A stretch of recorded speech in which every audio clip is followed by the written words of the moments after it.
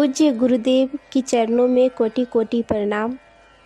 पिछले ऑडियो में हम सभी ने सुना वेद माता गायत्री की उत्पत्ति।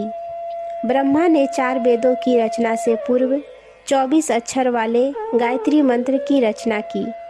इस एक मंत्र के एक एक अक्षर में सूक्ष्म तत्व समाहित है, जिनके पल्लवित होने पर 4 वेदों की शाखा प्रशाखाएं उद्भूत हो गई। गायत्री मंत्र के 24 अक्षरों से इसी प्रकार वैदिक साहित्य के अंग प्रत्यंगों का प्रादुर्भाव हुआ है। गायत्री सूत्र है तो वैदिक रचनाएं उसकी विस्तृत व्याख्या है। अब आगे गायत्री का स्वरूप। गायत्री परमात्मा की वह इच्छा शक्ति है जिसके कारण सारी सृष्टि चल रही है। छोटे से परमाणु से लेकर पूरे विश्व ब्रह्मांड तक सभी उसी की शक्ति के प्रभाव से गतिशील है। स्वयं परमात्मा तो मूल रूप में निराकार है।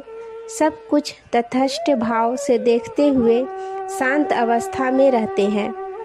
सृष्टि के आरंभ में जब उनकी इच्छा एक से अनेक होने की हुई तो उनकी यह चाहत व इच्छा एक शक्ति बन गई।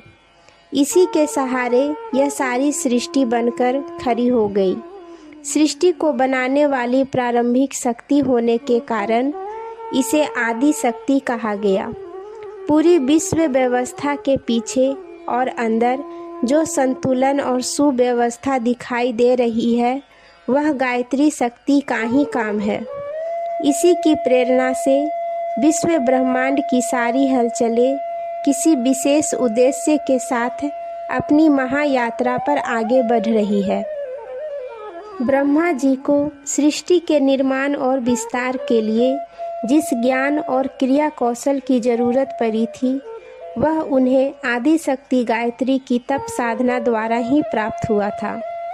यही ज्ञान विज्ञान वेद कहलाया और इस रूप में आदि शक्ति का नाम वेद माता पड़ा, अर्थात वेदों का सार गायत्री मंत्र के बीज रूप से भरा पड़ा है।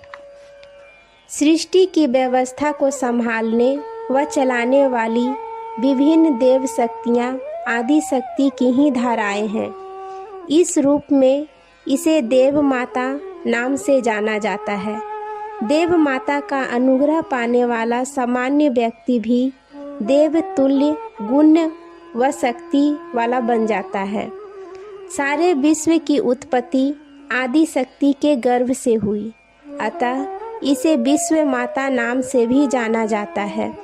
और इस रूप में माँ का कृपा पात्र व्यक्ति विश्व मानव बनकर वसुवैध कुटुंबकम अर्थात पूरा विश्व अपने परिवार के उदार भाव में जीने लगता है।